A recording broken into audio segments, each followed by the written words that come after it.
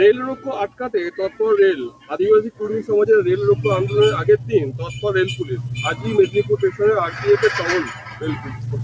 নেই, কর্মী সমাজ বা আদিবাসী সমাজ বারবার আন্দোলন করেন জঙ্গলমহলে তাদের দাবি নিয়ে। রাজ্য সরকার সেইটা নিয়ে সিরিয়াসলি ওর সঙ্গে কথা বলে না, এটাকে রাজনৈতিকভাবে লাভ নেওয়ার চেষ্টা করে। আবার শুরু হয়েছে পুজোর আগে এই ধরনের ঘটনা। রেল এমনিতে স্বাভাবিক হয়নি চাপের চোটে, তো তারপরে যদি আবার ডিস্টার্ব হয় তো মানুষ হাজার হাজার লোক বাড়ি ফিরবেন এখন পুজোর আগে। ব্যবসা বাণিজ্যের জন্য জিনিসপত্র আসবে, আর বেশিরভাগ গুডস এখন ট্রেনের রেলের মাধ্যমে যাচ্ছে, তো সমস্যা হয়ে যাবে। পুজোতেই সমস্যা মানুষের। তো সেই জন্য আইন শৃঙ্খলা বা রাস্তাঘাট ঠিক রাখা পুলিশের কাজ আছে। তারা যদি সহযোগিতা না করে, এটা কেন্দ্রের ব্যাপার বলে ছেড়ে দেয়, তাহলে তো সাধারণ মানুষ পশ্চিমবাংলার পুজোর আগে আবার সংকটে পড়বে। জনসংযোগে ভিন রাজ্যে বঙ্গ বিজেপি। এবার 2026 নির্বাচনকে সামনে রেখে জনসংযোগ বিজেপি দুর্গাপুজোর ভিন রাজ্যে যাচ্ছেন বঙ্গ বিজেপির নেতারা। কি বলবেন? না, যারা অন্য রাজ্যে বাঙালিরা থাকেন তাদের সঙ্গে যোগাযোগ আগেও ছিল, এখনও আছে। এখন একটি যোজনা করে বিভিন্ন রাজ্যে আমাদের বাংলার নেতারা যাচ্ছেন। সেখানকার যারা বাংলাভাষী আছেন, বাংলাদেশি উদ্বাস্তু আছেন, তাদের সঙ্গে যোগাযোগ করার জন্য, এবং যোগাযোগ হচ্ছে। আর বেশিরভাগ জায়গায় তারা সব বিজেপির সাপোর্টার, বিজেপির সঙ্গেই থাকেন। তারা এখানে পশ্চিমবঙ্গের নির্বাচনে অনেকে আমাদের কাজে সহযোগিতা করতেও আসেন। এলো পদে রাজনৈতিক কর্মী নিয়োগ নিয়ে রিপোর্ট তলব করলো সিইও দপ্তর।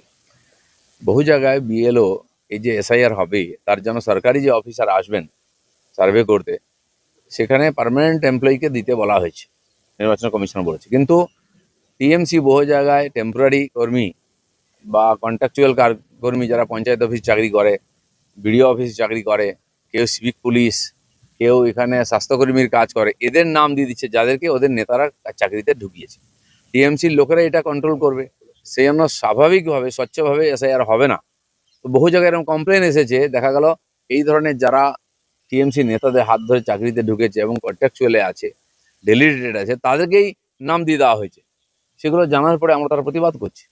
এক সপ্তাহ পার, অধরা গুলশান কলোনি মাস্টারমাইন্ড একবার করে পিটিএফের অভিযোগে এখনো গ্রেপ্তার হয়নি। না, গুলশান কলোনি যারা বসিয়েছেন, যারা সহযোগিতা করেছেন, সবাই এর সঙ্গে যুক্ত। হ্যাঁ, এক দুজন তো এজেন্ট থাকেই, তারা টাকা নেয়, তারা লোক নিয়ে আসে, তারা টাকা দেয়ও তুলে। তারা তাকে তাড়া করলে সে হয়তো বাংলাদেশে চলে গেছে, এখানে খুঁজে পাবে কোথায়? বা বিহারে চলে গেছে, এখানে থাকলেও পুলিশ তাকে গার্ড করবে। ওর নেতার বাড়িতে হয়তো বসে আছে, ধরা মুশকিল আছে। আদালতে গোপন জবানবন্দি দিল চিত্তরঞ্জন মন্ডল। চিত্তরঞ্জন মণ্ডল খুব পুরনো বোর্ডের অফিসার ছিলেন, তিনি অনেক কিছুই জানেন। তার জবানবন্দিতে অনেক কিছু উঠে আসবে, কিন্তু জানি না, মুকুল রায় আর তো নাই পিকচারে এখন। কিন্তু যারা টাকা নিয়েছে, যারা টাকা তুলে নিয়ে এসছে, সুবিধা নিয়েছে 600 কোটি টাকার, এরকম বহু লোক জীবন আর এর মতো আছে। তো তাদেরকে কেন ধরা হচ্ছে না? এর মধ্যে এমএলএ, এমপি, টিএমসির বহু লোক আছে, আর সে তথ্য প্রমাণ মনে হয় সরকারের কাছেও আছে। তারাই লিস্ট পাঠিয়েছে, সব জানে। এগুলো চেপে দেওয়ার চেষ্টা চলছে, সেই জন্য পুরোপুরি এই যে 26,000 শিক্ষকের জীবন অন্ধকারে পড়েছে।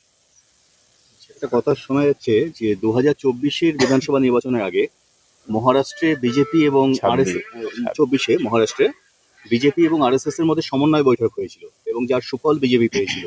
পশ্চিমবাংলাতেও সেরকম একটা মডেল অনুসরণ করার চেষ্টা চলছে এবং নভেম্বর থেকে আরএসএস ঘরে ঘরে একটা জনসম্পর্ক যাত্রা শুরু করছে। অনেক সময় বিজেপির প্রয়োজন হলে আরএসএস এর কার্যকর্তাদের সঙ্গে বসেন, নেতাদের সঙ্গে বসেন, সাজেশন নেন, সমাজে কি চলছে, কি হওয়া উচিত, সমস্যা কি, সমাধান কি, এভাবে আলোচনা হয় বহু বিষয়ে। যেমন এই অনুপ্রবেশ নিয়ে বা এই ধরনের ঘটনা, যেগুলো রাষ্ট্রের পক্ষে ভালো বা মন্দ কিছু বিষয় থাকে, তো রাম মন্দির থেকে আরম্ভ করে বিভিন্ন বিষয় একসঙ্গে বসে আলোচনা হতো, সমাধানও হয়েছে।